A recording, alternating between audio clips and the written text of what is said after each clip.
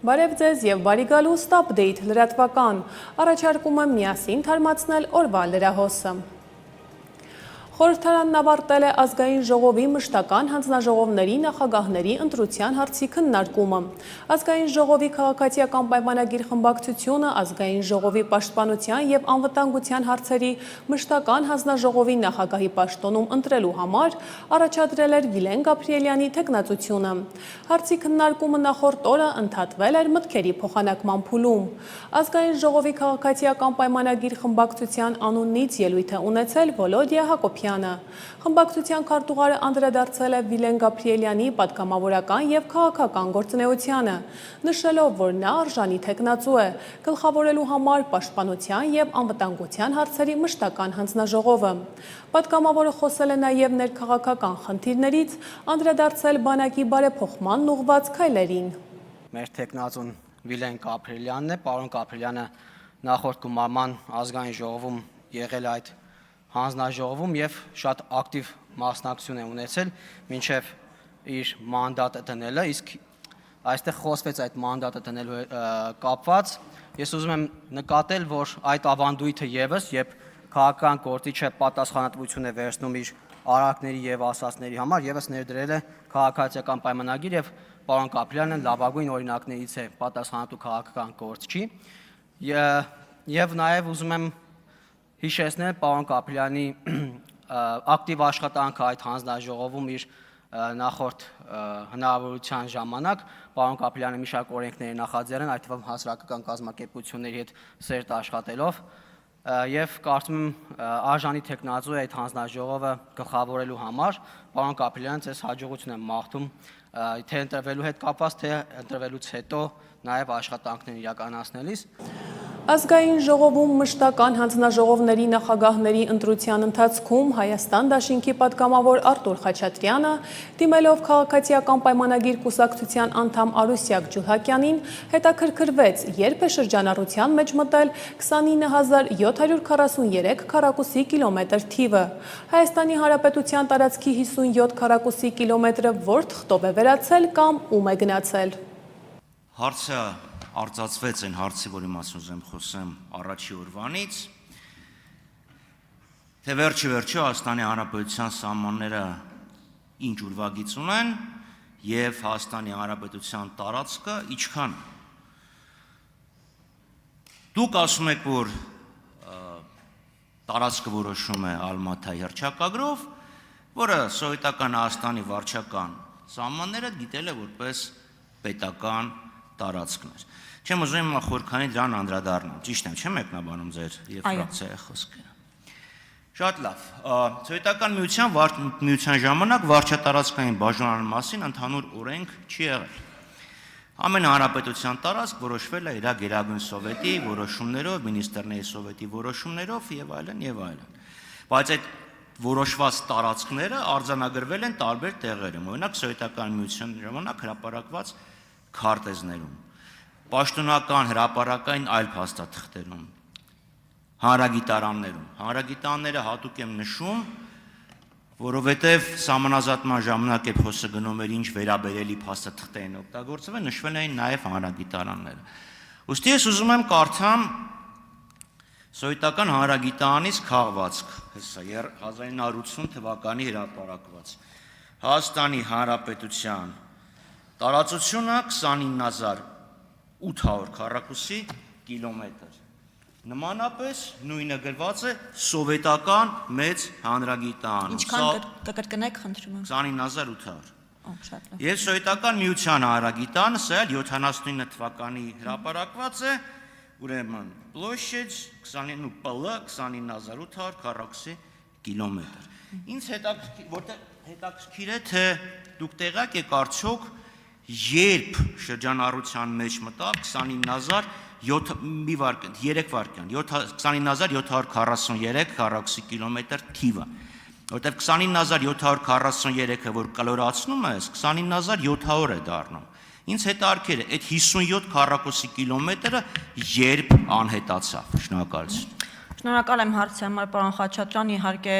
դժվար եմ պատկերացնում, թե պետական իրավական հարցերի մշտական հանձնաժողովի գործունեության հետ ինչ կապ ունի ձեր հարցը, բայց այդուհանդերձ կպատասխանեմ։ Եթե ձեզ հետաքրքիր է կոնկրետ ամսաթիվը, թե երբ դարձավ 843, հա 743 կոնկրետ ամսաթիվ ձեզ նշել չեմ կարող։ Եթե հիշում եք, սկզբում այո, նաև վարչապետները 800 թիվը նշում 29800, բայց պետք է ձեզ նշեմ, որ մեր դասագրքերում, որով սովետական հանրագիտարանում չէ, անկախ Հայաստանի Հանրապետության դասագրքերում, որով որ մենք ենք սովորել, նշված է 29743 քառակուսի կիլոմետր թիվը, եւ ենթադրում եմ հենց այդ պահին է տեղի ունեցել այդ անցումը։ Հայաստանի Հանրապետության ազգային ժողովի նախագահ Ռուբեն Ռուբինյանը անդրադառնալով Հայաստան խմբակցության քարտուղար Արտուր Խաչատրյանի հարցադրմանը ներկայացրեց Հայաստանի Հանրապետության տարածքի 29743 քառակուսի կիլոմետր տվյալի վերաբերյալ պարզաբանում։ Այդ համատեքստում Ռուբեն Ռուբինյանը նախ հիշեցրեց 2005-ին Հայաստանի Հանրապետության կառավարությունը Ռոբերտ Քոչարյանի ստորագրությամբ վավերացրել է Հայաստանի Հանրապետության հողային ֆոնդի առկայության և բաշխման վերաբերյալ հաշվետվություն։ Պարոն Խաչատրյանը եկավ երկար ելույթ ունեցավ, ճիշտ ասած ես առանձնապես չհասկացա ինչի մասին է ելույթը, բայց ինձնից կպահանջվի ընդամենը 15 վայրկյան այդ ելույթի ամբողջ հիմքը քանդելու համար։ Պարոն Խաչատրյանը եկել ասում է, այդ որտեղից վերցրեցի 29743 կիլոմետր քառակուսի թիվը։ Դուք այդ ինչ եք ասում, ինչեր են ժամանակ 29.8, հիմա 29.743, այդ որտեղ կորավ։ Նախ միշտ էլ 29743 ա եղել, հանրագիտարանում կարող կլորացված թիվն ա եղել վերնագրում, հետո ներքևը ոչ, բայց ինձ ինչքան էլ տարօրինակ չի, օգնության կհասնի Ռոբերտ Քոչարյանը եւ Դաշնակցությունը, որովհետեւ սիրելի պարոն Խաչատրյան, ես հիմա ձեր քաղաքական ամնեզիան կվերացնեմ։ Ուրեմն Դաշնակցությունը 2005 թվականին կոալիցիայի մեջ էր Ռոբերտ Քոչարյանի նախագահության օրոք։ 2005 թվականին Հայաստանի Հանրապետության կառավարությունը, եթե չեմ սխալվում, նույնիսկ Քոչարյանի ստորագրությամբ վավերացրել է Հայաստանի հողային ֆոնդը, հեսա միարվական բան անեմ, հենց փաստաթղթի անունն էլ ասեմ, էլի, Հայաստանի Հանրապետության հողային ֆոնդի առկայության եւ բաշխման վերաբերյալ հաշվետվություն։ Այնտեղ գիտեք ինչա գրած, որ Հայաստանի Հանրապետության հողային ֆոնդը բաղկացած է 2974.3 հեկտարից։ Էդ էլ որ բաժանեք համապատասխան թվի կստանա 29743 կիլոմետր քառակուսի։ Բայց կարող եք ասել, դե 2005 թիվն ա եղել, խառնել ենք, չենք նկատել։ Նույնն է եղել 2010 թվին, 2015 թվին։ Հետևաբար այդ որ ասում եք, որտեղից եք վերցրել այդ 29743 կիլոմետր քառակուսին, պարոն Խաչատրյան, ձեզնից ենք վերցրել։ Եվ շարունակելով ազգային ժողովի թեման,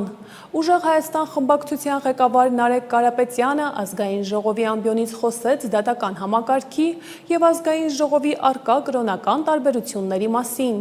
ինչին ի պատասխան ազգային ժողովի նախագահը նշեց, որ ովքեր հայ առաքելական եկեղեցու հետևորդ են, նրանց միջև կրոնական տարբերություն լինել չի կարող։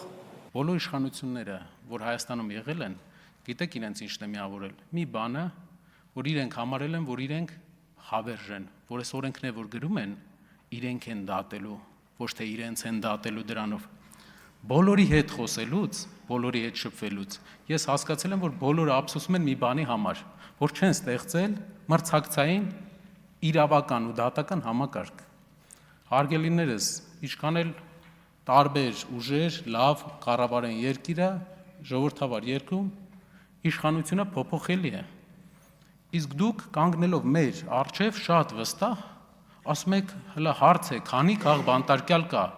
մարդ էլ կար, ասում էր, Սերժ Սարգսյանի ժամանակ կամ երկրորդ նախագահի ժամանակ ինչքան քաղ բանտարկյալ կար։ Քաղ բանտարկյալներով ենք համեմատում։ Վատ են արել, տեսա տասնյակ խոսքեր լսեցի, որ ասում ենք վատ են արել, նույնը մի արեք։ Կրոնական առումով մենք ունենք մեծ տարբերություն, մենք գիտենք դա։ Ես կարծում եմ, որ կրոնական մեր թեմայի արծարծում այստեղ ուղղակի կբերի նիստերի խաթարմանը։ Մենք իրապես հայ առաքելական եկեղեցու հետևորդ ենք, ձև չենք անում։ Մենք համարում ենք մեր լեգիտիմ եկեղեցու առաջնորդը մեր կաթողիկոսը Գարեգին Վեհափառը, ում ընտրել է համայն հայությունը 99 թվին։ Իսկ գիտեք ինչ եղել 99 թվից հետո։ Մերոններ, կնունքներ, 100,000-ավոր հայ երեխաների։ Եթե դուք մերժում եք Մերոնը, մերժում եք կաթողիկոսին, դուք մերժում եք Մերոնը։ Դուք մերժում եք Մերոնը, կրոնական, քրիստոնեական առումով դուք հարցականի տակ եք դնում 100,000-ավոր մեր հայրենակիցների քրիստոնեա լինելու հարցը։ Հարցականի տակ եք դրել։ Պարոն Կարապետյան, քանի որ սա նիստերի վարմանն էլ է էլի վերաբերվում։ Ես համաձայն չեմ, որ մեր մեջ կրոնական հարցով կա տարբերություն։ Գուցե պարոն Բաքոյանի եւ մեր մյուսներից միջև ոչ թե գուցե հաստատ կա հայտնի բերումով կամ մեր ասորի բարեկամների, բայց մեր միջև առնվազն նրանց միջև ովքեր հայ առաքելական եկեղեցու հետևորդ են, կրոնական տարբերություն չկա, կա քաղաքական տարբերություն, որովհետև ձեր մատնանշած բանավեճը եւ X անձին X անունով կոչել չկոչելու բանավեճը ամենևին կրոնական բանավեճ չի, դա քաղաքական բանավեճ է։ Իսկ թե ինչու է մեր եկեղեցին եւ դրա շուրջ տեղի ունեցողը դարձել քաղաքական բանավեճի առարկա,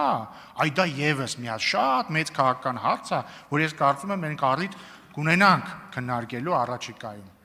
Հայաստանն արդեն մի քանի տարի է սառեցրել է իր մասնակցությունը հավաքական անվտանգության պայմանագրի կազմակերպությանը եւ հետադարձ ճանապարհ չի տեսնում։ Այս մասին ազգային ժողովում լրագրողների հետ ճեպազրույցում ասաց քաղաքացիական պայմանագիր խմբակցության падգամավոր Սարգիս Խանդանյանը։ Անդրադառնալով Ռուսաստանի արտաքին գործերի փոխնախարար Միխայել Գալուզինի հայտարարությանը, որում նա նշել էր, որ հապկում Հայաստանին ձայնի իրավունքից զրկելու հարցը կարող է քննարկվել կազմակերպության նոյեմբերի 11-ի գագաթնաժողովում։ Ոչ Հայաստանի դիրքորոշման մեջ ոչինչ չի փոխվել, Հայաստանը այսպես հայտարարել է արդեն տարիներ, մի քանի տարի է սառեցրել է իր անդամակցությունը հապկին եւ ըստ էության հետդարձի ճանապարհ մենք չենք տեսնում, մենք կհետևենք զարգացումներին, ինչպես դուք նշեցիք հարցում, կընդունենք ի գիտություն հապկի մեր գործընկերների կողմից կայացված որոշման հետ կապված, ես չեմ կարծում, որ այստեղ մենք որևէ պատճառ կամ հանգամանք կա, որը կարող է մեզ ստիպել ակտիվացնել մեր մասնակցությունը հավաքական անվտանգության պայմանագրի կազմակերպությունում, գիտեք որոնք են եղել խնդիրները, որի բերումով Հայաստանը սառեցրել է իր անդամակցությունը եւ այդ խնդիրները ըստ էության չեն լուծվել մինչեւ օրս։ Մենք չենք տեսել որևէ նույնիսկ քաղաքական մակարդակի հայտարարություն, որը նույնիսկ դատապարտեր 2022-2023 թվականներին տեղի ունեցած Հայաստանի ինքնիշխան տարածքի նկատմամբ։ Մենք բազմիցս նշել ենք, որ Եվրոպական միության ինտեգրման process-ը մեր համար ներքին process է, բարեփոխումների process է, եւ մենք իրականացնելու ենք այդ բարեփոխումների process-ը եւ կդիմենք Եվրոպական միության անդամակցել թե չենք դիմի, մենք կիմանանք, որ մենք ունենք մի երկիր, որտեղ կան այնպիսի ստանդարտներ, որոնք լավն են եւ որոնք անպատասխանում են Եվրոպական միությանը։ Հատկապես հիմա, երբ որ մեր օրինակ արտադրողները, գյուղատնտեսական արտադրանք արտադրողները, այլ տնտեսվարողներ, որոնք խնդիրների են բախվում Ռուսաստան արտահանումների հետ, իրենք այս process-ը նաև հնարավորություն է մեր տնտեսվարողների համար համապատասխանեցնել իրենց ստանդարտները եվրոպական շուկաների համար եւ ունենալ ալտերնատիվներ։ Շարունակենք թողարկումը։ Ավստրալիայի վարչապետ Էնթոնի Ալբանիզին շնորհավորական ուղերձ է հղել Հայաստանի Հանրապետության վարչապետ Նիկոլ Փաշինյանին։ Ուղերձում մասնավորապես ասված է. Ձերդ գերազանցություն Ավստրալիայի կառավարության եւ ժողովրդի անունից ջերմորեն շնորհավորում եմ ձեզ եւ քաղաքացիական պայմանագիր կուսակցությանը 2026 թվականի հունիսի 7-ի Հայաստանի խորհրդարանական ընտրություններում արձանագրած հաջողության առիթով։ Ավստրալիան ողջունում է հայ ժողովրդի մասնակցությունն այս ժողովրդավարական գործընթացին եւ ճանաչում է այս ընտրությունների նշանակությունը Հայաստանի ապագայի համար։ Ավստրալիան բարձր է գնահատում Ադրբեջանի հետ համապարփակ եւ կայուն խաղաղության հասնելու ուղղությամբ ձեռք բերված պատմական առաջընթաց։ Ես խրախուսում եմ շարունակական ջանքերը ստորագրված եւ վավերացված համաձայնագրի հասնելու համար։ Նաեւ ողջունում եմ Հայաստանի շարունակական ջանքերն ուղղված բարեփոխումներին եւ միջազգային գործընկերների հետ համագործակցությանը ի նպաստ տնտեսական բարգավաճման, ժողովրդավարական կառավարման եւ ինքնիշխանության։ Ավստրալիան գնահատում է Հայաստանի հետ հարաբերությունները, որոնք հարստացել են Ավստրալիայի հայ համայնքի եւ մեր բազմամշակութային հասարակությունում նրա ներդրման շնորհիվ։ Ես անհամբեր սպասում եմ մեր երկրների միջև համագործակցության ամրապնդման առաջիկա տարիներին։ Մաղթում եմ հաջողություններ ձեզ եւ ձեր կառավարությանը կարևոր աշխատանքում։ Վարչապետ Նիկոլ Փաշինյանն ընդունել է Հայաստանում հավատարմագրված արաբական պետությունների արտակարգ եւ լիազոր դեսպաններին։ Վարչապետը կարևորել է արաբական պետությունների հետ հարաբերությունների զարգացումը եւ համագործակցության խորացումը, ընդգծելով, որ Հայաստանի եւ արաբական երկրների միջև ձևավորված են պատմական եւ մշակութային ամուր կապեր։ Անդրադարձ է կատարվել տարածաշրջանում խաղաղության եւ կայունության ապահովմանն ուղղված ջանքերին։ Դեսպանները շնորհակալություն են հայտնել նման ձևաչափով հանդիպում կազմակերպելու համար, նշելով, որ այն կնպաստի արդյունավետ երկխոսության եւ փոխադարձ հետաքրքրություն ներկայացնող հարցերի քննարկմանը։ Մտքեր են փոխանակվել տարածաշրջանային հաղորդակցության ուղիների ապաշրջափակմանը միտված քայլերի, այդ թվում թրիփ նախագծի կյանքի կոչման միտված աշխատանքների շուրջ։ Հայաստանի Հանրապետության նախագահ Վահագն Խաչատուրյանը ընդունել է Հայաստանում Եգիպտոսի արտակարգ եւ լիազոր դեսպան Աման Աֆիին Եգիպտոսի ազգային տոնի հեղափոխության օրվա կապակցությամբ։ Նախագահ Վահագն Խաչատուրյանը շնորհավորել է դեսպանին եւ Եգիպտոսի բարեկամ ժողովրդին, խնդրելով իր շնորհավորանքները փոխանցել Եգիպտոսի նախագահ Աբդել Ֆաթահ Ալ-Սիսիին։ Ուրախ եմ շնորհավորելու ձեզ եւ Եգիպտոսի բարեկամ ժողովրդին ազգային տոնի հեղափոխության օրվա կապակցությամբ։ Խնդրում եմ շնորհավորանքները փոխանցել Եգիպտոսի նախագահ Ալ-Սիսիին։ Մեր երկու ժողովուրդների հազարամյա պատմության ընթացքում մենք չենք ունեցել պատմական էջ, որտեղ որ խնդիրներ ա եղել մեր երկու ժողովուրդների միջև։ Եվ սա շատ գնահատելի է, գնահատելի այն առումով, որ մենք անկախությունից հետո այդ հավագույն ավանդույթները շարունակում ենք։ Մեր կառավարությունն իշխանությունը շահագրգիռ է խորացնել, ամրապնդել եւ զարգացնել Եգիպտոսի հետ հարաբերությունները։ Հայաստանի Հանրապետության արտաքին գործերի նախարար Արարատ Միրզոյանը հեռախոսազրույց է ունեցել Ուկրաինայի արտաքին գործերի նախարար Անդրեյ Սիբիայի հետ։ Ուկրաինայի արտաքին գործերի նախարարը շնորհավորել է Արարատ Միրզոյանին Հայաստանի Հանրապետության արտաքին գործերի նախարարի պաշտոնում վերանշանակվելու կապակցությամբ։ Զրուցակիցները քննարկել են Հայաստանի եւ Ուկրաինայի միջև երկկողմ հարաբերությունների օրակարգի հարցեր։ Մտքեր են փոխանակվել տարածաշրջանային իրավիճակի եւ վերջին զարգացումների վերաբերյալ։ Գանք այլ թեմաների։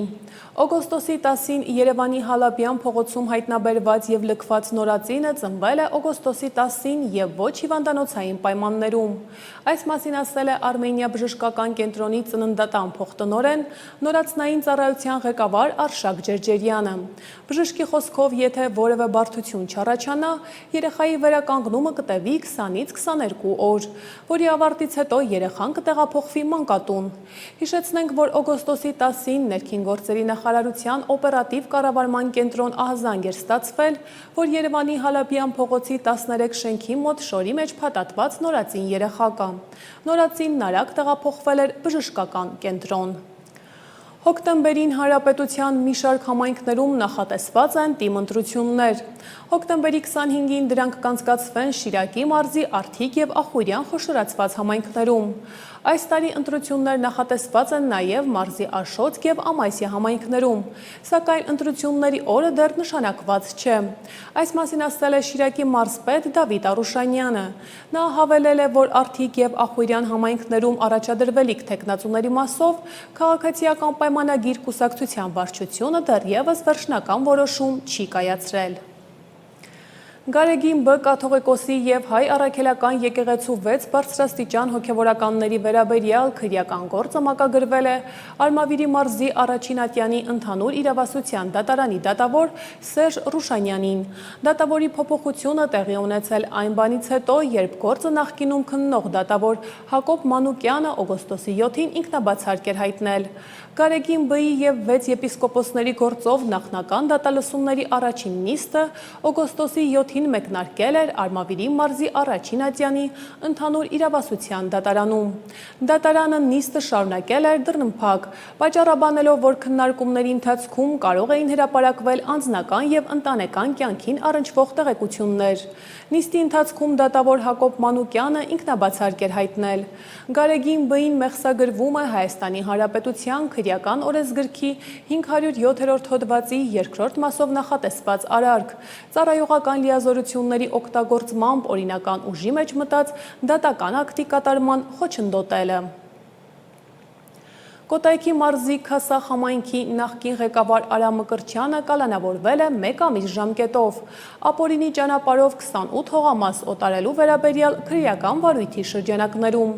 Հիշեցնենք, որ քննչական կոմիտեն օգոստոսի 10-ին հաղորդագրություն էր տարածել, հայտնելով, որ Քասախ համայնքի նախկին ղեկավարն ու համայնքապետարանի ևս 5 աշխատակիցներ ձերբակալվել են, համայնքային հողամասերն ապօրինի ճանապարհով օտարելու մեղադրանքով։ Քննչական կոմիտեն հայտնում է, որ գործով անցնող 4 անձի նկատմամբ կիրառվել է վարչական հսկողություն և բացակայելու արգելք, խափանման միջոցը մեկի նկատմամբ բացակայելու արգելք։ Հիշեցնենք, որ Քասախ համայնքի նախկին ղեկավարը ազգային ժողովի նախկին падգամավոր պատիվ ունեմ խմբակցության ներկայացուցիչ Աննա Մկրտչյանի հայրն է։ Եվ միջազգային լրահոսին ընդառաջ։ Դամասկոսի դատարանը հեռակակարգով մահապատժի է դատապարտել Սիրիայի նախկին նախագահ Բաշար Ասադին երկրում քաղաքացիական պատերազմի ընթացքում ռազմական հանցագործությունների և մարդկության դեմ հանցագործությունների մեղադրանքով։ Մահապատժի է դատապարտվել նաև Ասադի զարմիկ Աթեֆ Նաջիբը, սիրիական բանակի նախկին բրիգադային գեներալը, ինչպես նաև Սիրիայի նախկին ղեկավարի ևս 7 աջակից։ Նրանք դատապարտվել են դիտավորյալ սպանության, ինչպես նաև մահվան պատճառ դարձած խոշտանգումների համար։ Բաշար Ասադը Սիրիան ղեկավարել է 2000 թվականից, նրա իշխանությունը տապալվել է 2024 թվականի դեկտեմբերին։ Ասադը ընտանիքի հետ պաշտոնական վերջին տվյալների համաձայն Ռուսաստանում է։ Միջազգային այլ գլխագրերի առաջարկում եմ ծանոթանալ տեսաշարով։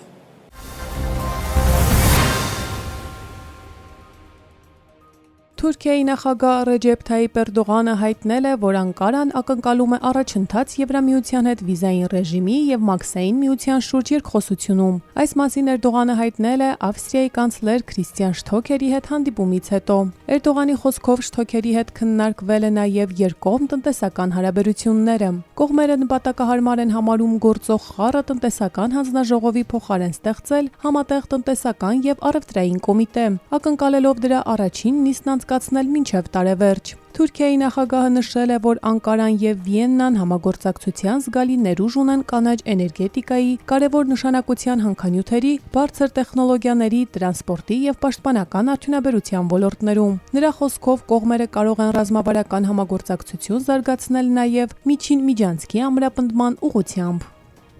Ուկրաինայի նախագահ Վլադիմիր Զելենսկին հայտնել է, որ Սաուդյան Արաբիայի թագաժառանգ Մուհամմադ բին Սալմանի հետ քննարկել է անօդաչու թռչող սարքերի վերաբերյալ երկկողմ համաձայնագիրը և գլոբալ պարենային անվտանգությունը։ Զելենսկին հավելել է, որ քննարկվել են նաև մոտ ապագայում երկու երկրների միջև անօդաչու թռչող սարքերի վերաբերյալ համաձայնագրի շրջանակներում ձեռնարկվելիք քայլերը։ Թագաժառանգը խոսեց Թուրքիայի և Պակիստանի հետ Սաուդյան Արաբիայի համաձայնագրերի և դրանց հետ կապված հեռանկարների մասին։ Մենք համակարգեցինք մեր դիրքորոշումները և կապերը, որպեսզի մեր երկրները կարողանան ավելի մեծ դրական ներդրում ունենալ պարենային անվտանգության գործում։ Սա համաշխարհային կարիք է, նշել է Զելենսկին։ Ուկրաինան և Սաուդյան Արաբիան մարտին ստորագրել են երկկողմանի պաշտպանական համագործակցության մասին համաձայնագիր։ Ռուսաստանը և Ուկրաինան շարունակում են փոխադարձ հարվածները, որոնք հանգեցրել են նոր զոհերի և վիրավորների։ Դնեպրոպետրովսկի մարզում ռուսական հարվածներից 3 մարդ զոհվել է, ևս 5-ը վիրավորվել։ Զապորոժիեում ռուսական ուժերի գիշերվա հարձակումից 6 մարդ զոհվել է, 19 մարդ վիրավորվել։ Կիևում կա 1 վիրավոր։ Ռուսաստանն էլ հայտնել է ուկրաինական հարվածների մասին։ Մոսկվայի քաղաքապետ Սերգեյ Սոբյանինը հայտնել է, որ մայրաքաղաքի ուղղությամբ արձակվել է 237 անօդաչու թռչող սարք, որոնց մեծ մասը ոչնչացվել է մայրաքաղաքից հեռու։ Միևնույն ժամանակ Wildberries ընկերությունը հայտնել է, որ Վորոնեժի մարզում գտնվող իր լոգիստիկ օբյեկտներից բոլոր աշխատակիցները տարհանվել են անվտանգության պահանջներին համապատասխան։ Կոլումբիայի արևմուտքում օգոստոսի 10-ին տեղի ունեցած 7.4 մագնիտուդով երկրաշարժից հետո որոնողափրկարարական աշխատանքները շարունակվում են։ Զոհերի թիվը հասել է 164-ի, սակայն կարող է աճել հաշվի առնելով, որ փլատակներում բազմաթիվ մարդիկ կան։ Պերեյրա եւ Կալի քաղաքներում ստորգետնյա ցնցումները գետնին են հավասարեցրել բարձրահարկ շենքեր։ Մանիսալես քաղաքում պոկվել ընկել է պատմական տաճարի աշտարակներից մեկը։ Միայն Կալիում զոհվել է 85 մարդ։ Փլուզվել են քաղաքի հիվանդանոցների մեկի վերին հարկերը, որոշ հիվանդներ փլատակներում են, եւս 600 հիվանդ բուժօգնություն է ստացել փողոցում։ Պերեյրա քաղաքում իշխանությունները հայտնել են 66 զոհի մասին, եւս 13 մարդ զոհվել է Չոկոյի նահանգում, որը երկրաշարժի էպիկենտրոնն էր։ Հունիսին 7.2 եւ 7.5 մագնիտուդով իրար հաջորդող երկրաշարժեր են տեղի ունեցել Վենեսուելայում։ Ըստ Reuters գործակալության այս ցնցումների զոհերի թիվը գերազանցել է 6300-ը։ Օվկիանոսային եւ մթնոլորտային հետազոտությունների կառավարման ազգային կենտրոնը այս տարվա հուլիսը ամենաշոկ ամիսն է համարել ԱՄՆ-ի մայրցամաքային մասի դիտարկումների ողջ պատմության ընթացքում։ Օվկիանոսային եւ մթնոլորտային հետազոտությունների կառավարման ազգային կենտրոնի տվյալներով անցյալ ամիս միջին ջերմաստիճանը ըստ Ֆարենհայթի կազմել է 76.89 աստիճան։ Չնայած այն բանին, որ Ալյասկայում արտասովոր զով է եղել, 48 նահանգներում ավելի շոկ պայմաններ են դիտվել։ Կենտրոնը կանխատեսում է, որ օգոստոսին Միացյալ Նահանգների մայրցամաքային հատվածի մեծ մասում օդի ջերմաստիճանը լինելու է միջինից բարձր։ Հուլիսի նախորդ ռեկորդը սահմանվել էր 1936 թվականին, երբ երկրում երաշտ էր։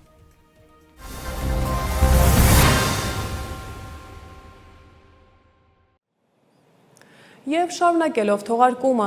Ռուսաստանի Դաշնության արտաքին գործերի նախարարի տեղակալ Միխայել Գալուզինը հայտնել է, որ Հայաստանը պետք է Եվրամիությանը միանալու համար Եվրասիական տնտեսական միության կազմում մնալու հարցով համազգային հարաքվե անցկացնելու հարցում կողմնորոշվի մինչև 2026 թվականի դեկտեմբեր, երբ Երևանի նկատմամբ հետագա հնարավոր քայլեր ձեռնարկելու հարցը քննարկվելու է Եվրասիական տնտեսական միության անդամ երկրների ղեկավարների հանդիպման ժամանակ։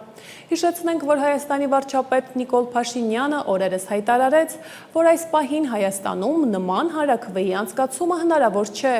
քանի որ չկա այդ հարաքվեի առարկան։ Կանոնավոր ուղևորափոխադրումներ իրականացնող ընկերությունում ՊԵԿ-ը բացահայտել է շուրջ 1.1 միլիարդ դրամի չվճարված հարկային պարտավորություններ։ Ընկերության կողմից մատուցված ծառայությունների մասով 2025-ից 2026 թվականների ընթացքում թերհայտարարագրվել է շուրջ 4.3 միլիարդ դրամի իրացման շրջանառություն, պատմում է տեսանյութը։ Պետական եկամուտների կոմիտեի հետաքննության և օպերատիվ հետախուզության վարչության 13-րդ բաժին օպերատիվ տեղեկություններ են ստացվել, որ Հայաստանի Հանրապետության տարածքում միջմարզային ու ներմարզային կանոնավոր ուղևորափոխադրումներ իրականացնող ընկերությունը բնակչության ծառայությունների մատուցումից ստացված հասույթներն ամբողջությամբ չի արտացոլում հարկային մարմին ներկայացված հարկային հաշվարկներում, որի արդյունքում բյուջե վճարման ենթակա հարկերը թերհայտարարագրվում են։ Վարչության աշխատակիցները ձեռնարկել են համալիր օպերատիվ հետախուզական միջոցառումներ, հետազոտվել են վերոնշյալ ընկերության գործունեությանն առնչվող ծառայությունների մատուցման սևագիր մատյաններում առկա տվյալները։ Միջոցառումների ընթացքում հարցման են ենթարկվել նաև կանոնավոր ուղևորափոխադրումներ իրականացնող ընկերության վարորդները։ Ձեռքբերված տեղեկությունները համադրվել են ՊԵԿ տեղեկատվական բազայում առկա նույն ժամանակաշրջանին վերաբերելի հարկային մարմին ներկայացված հարկային հաշվարկների հետ։ Պարզվել է, որ ընկերության կողմից մատուցված ծառայությունների մասով 2025-ից 26 թվականների ընթացքում թերհայտարարագրվել է շուրջ 4.3 միլիարդ դրամի իրացման շրջանառություն, որի արդյունքում չի հաշվարկվել եւ պետական բյուջե չի վճարվել շուրջ 1.1 միլիարդ ՀՀ դրամի հարկային պարտավորություն։ Փաստի արդիվ Արևույթ հանցանքի մասին հաղորդում է ներկայացվել քննչական կոմիտեի տնտեսական հանցագործությունների եւ մաքսանենգությունների քննության գլխավոր վարչություն, որտեղ Հայաստանի Հանրապետության քրեական օրենսգրքի համապատասխան հոդվածով նախաձեռնվել է քրեական վարույթ։ Պետական եկամուտների կոմիտեն հորդորում է կանոնավոր ուղևորափոխադրումներ իրականացնող հարկվճարողներին հայտարարել բացառապես իրացման շրջանառությունների իրական ծավալները, իսկ հաշվապահական հաշվառումը վարել օրենսդրությամբ սահմանված կարգավորումներին համապատասխան։ Հետաքրքրության եւ օպերատիվ հետախուզության վարչությունը շարունակում է անհրաժեշտ միջոցառումներ ձեռնարկել, ոչ միայն կատարված հանցագործությունների բացահայտման, այլև դրանք կանխելու ուղղությամբ։ Եվ վերջում եղանակի մասին։ Հանրապետության տարածքում օգոստոսի 12-ից 16-ը գիշերը եւ կեսօրից հետո շրջանների մեծ մասում սպասվում է կարճատևանձրև եւ ամպրոպ։ Առանձին վայրերում տեղումները կլինեն հորդառատ, հնարավոր է նաև կարկուտ։ Օգոստոսի 11-ից 16-ը Արմավիրի մարզում, Արագածոտնի եւ Կոտայքի նախալեռներում, Շիրակի մարզի առանձին հատվածներում երեկոյան ժամերին սպասվում է քամուշ գնացում։ Օդի ջերմաստիճանը էապես չի փոխվի։ Երևանում օգոստոսի 12-ից 16-ի գիշերը եւ երեկոյան քաղաքի առանձին հատվածներում սպասվում է կարճատևանձրև եւ ամպրոպ։ Այս թողարկման համար նախատեսել էինք այսքանը, իսկ դուք բաց չթողնեք ապդեյթ վերլուծականը անմիջապես թողարկումից հետո։ Հաջողություն։